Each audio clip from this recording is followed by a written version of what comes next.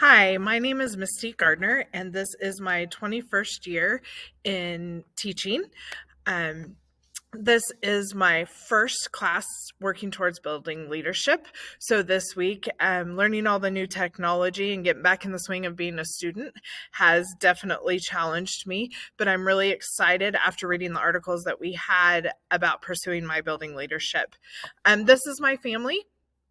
This has been my husband. We've been married for 22 years, and he works at Napa here in Leota with his dad, and we also have farm grounds and raise some cattle. Our oldest son, Jesse, is 20, and he is a sophomore at Bethany College, where he is a member of the wrestling team, and he's majoring in physical education in hopes of being an adapted PE teacher. And then our son Wyatt, here in the white shirt, is a junior here in Leota. He is active in football, wrestling, and track.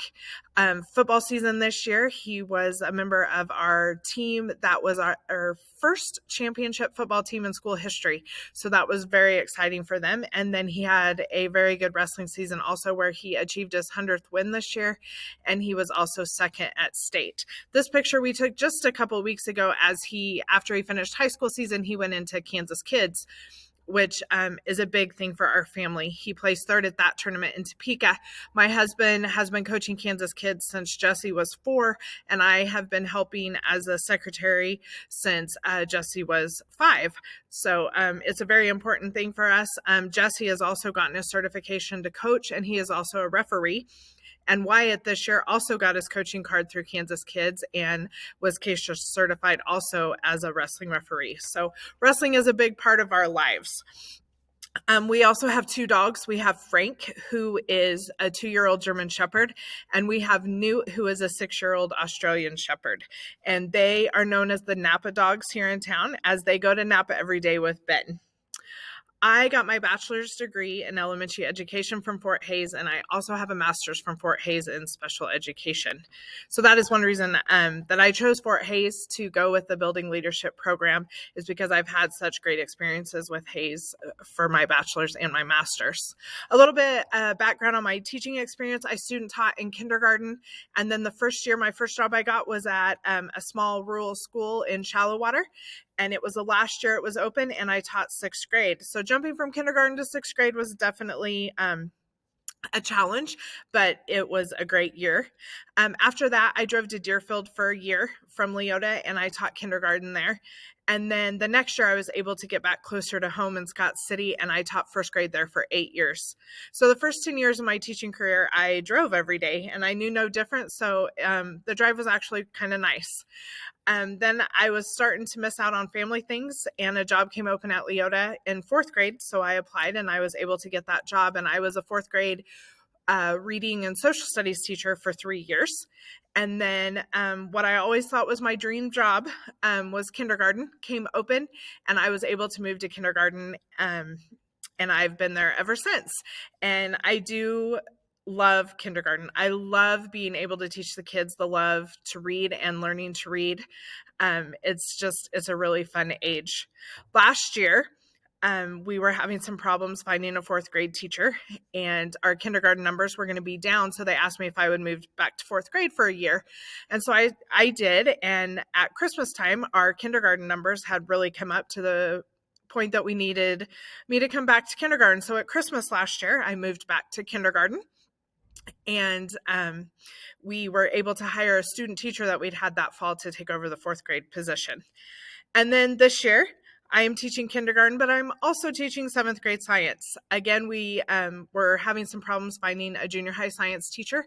And so we got a little bit creative, and I volunteered to help teach the 7th grade. So from 10 to noon every day, I go over to the junior high and I teach 2 hours of 7th grade science, which has been a lot of fun for the fact that the kids that are 7th graders were my first class of kindergartners. So it's been really fun to have those kids again. I have 13 kindergartners this year, and I have 2 classes of 14 for 7th grade.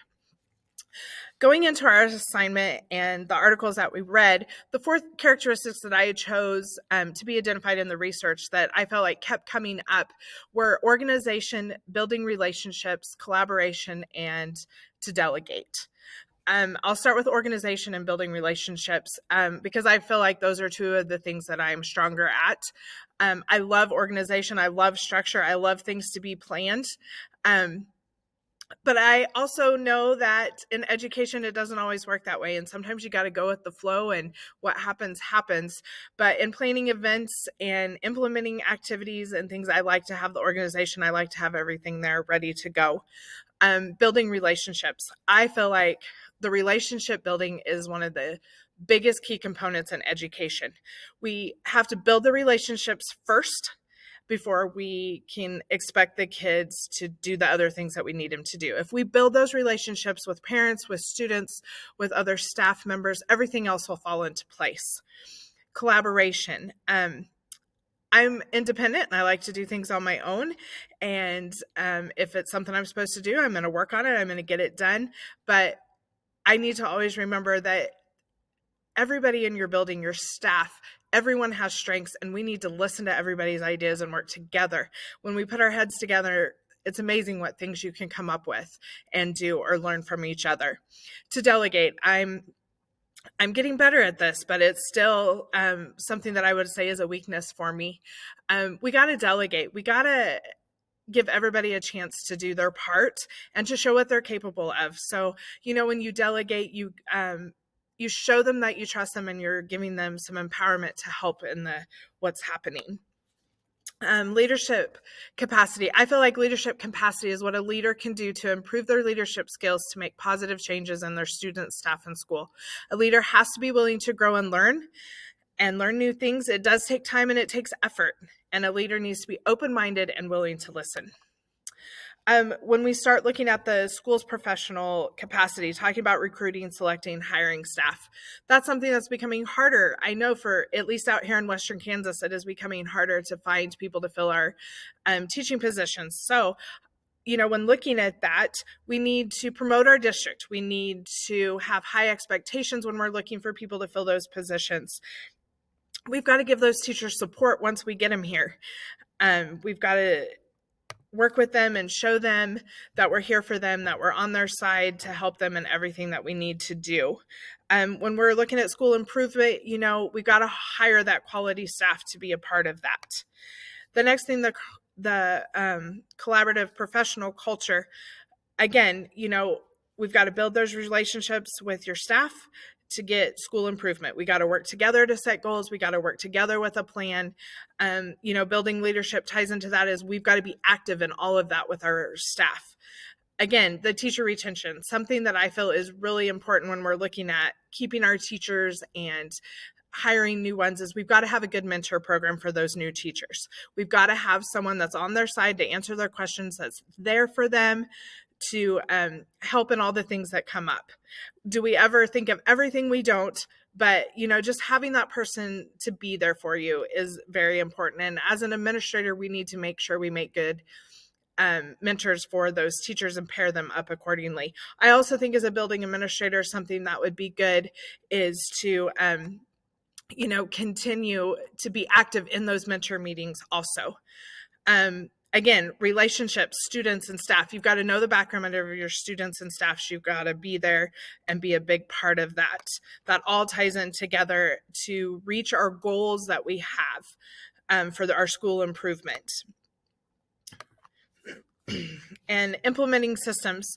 Again, I feel like the building principal has to be present. You've got to be in your meetings. You've got to be in the hallways. Make yourself available to your students and your staff.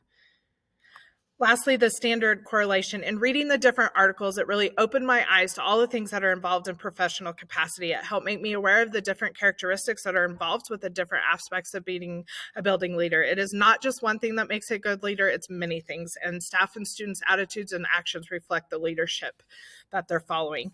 It also revealed to me some of the characteristics that we need to be a good classroom teacher are also present in being a building leader. And lastly, this assignment, I found the articles very interesting and worth keeping in a notebook for reference and reminders. And I want to be the kind of leader that